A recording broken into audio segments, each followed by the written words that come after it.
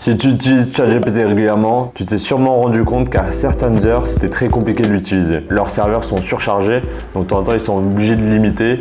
Donc il y a un petit moyen pour contourner ça. Je vais te présenter aujourd'hui Playground, qui est une solution qui utilise ChatGPT 3. Donc pour mettre un peu plus en contexte, ChatGPT 3, c'est un peu le moteur de ChatGPT. Et ChatGPT, c'est un peu l'interface où tu vas mettre ton prompt, donc ta question, et il va te donner une réponse. C'est ChatGPT 3 qui fait fonctionner ChatGPT, qui est en fait à l'arrière de cette interface-là. On va voir directement un autre moyen d'utiliser ChatGPT 3 via le Playground qu'on va pouvoir accéder directement sur OpenAI. Si tu veux en apprendre plus sur l'intelligence artificielle, la productivité et le business de manière générale, je t'invite vivement à t'abonner à cette chaîne-là.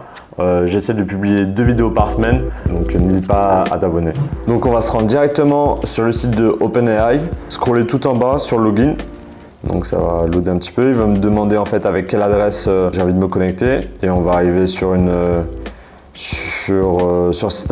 cette interface là et on va cliquer donc sur Playground. Donc là on arrive sur Playground, il va avoir beaucoup plus de fonctionnalités que ChatGPT.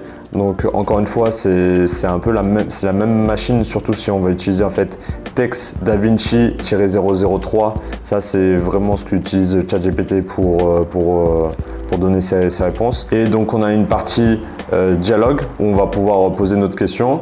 Donc donne-moi la recette de la crêpe.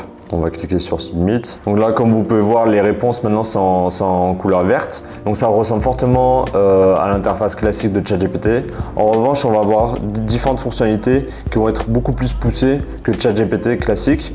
Donc là, on va voir en fait la température. Plus en fait on va mettre la température proche de 1, plus il va nous donner des questions un peu plus farfelues, sorties de l'ordinaire. Alors que si on met la température proche de 0, il va donner des réponses beaucoup plus déterminées et il va tourner autour de sa première réponse. Généralement, quand on veut relancer ChatGPT par rapport à un sujet, généralement il s'enquiquine à nous donner, on va dire, la même réponse. Là justement, en changeant la température, on peut clairement lui donner la possibilité de s'exprimer, on va dire, un peu plus ouvertement, on va dire. Donc la température, c'est vraiment la fonctionnalité en plus de ChatGPT, mais le gros bénéfice de Playground en fait, c'est que tout le monde utilise ChatGPT classique, mais très peu connaissent en fait Playground. Il se peut que ChatGPT soit down. En revanche, Playground va fonctionner. Il est arrivé plusieurs fois que j'utilise en fait ChatGPT, j'ai un message d'erreur,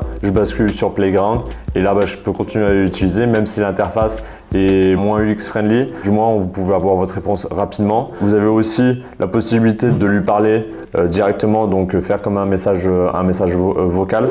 Donc ça peut être aussi utile si vous voulez aller beaucoup plus rapidement dans vos prompts. Donc j'espère que ça vous a plu. N'hésitez pas à vous abonner si la productivité, l'intelligence artificielle et le business de manière générale vous intéressent. Voilà, c'était tout pour Playground. À très vite pour la prochaine.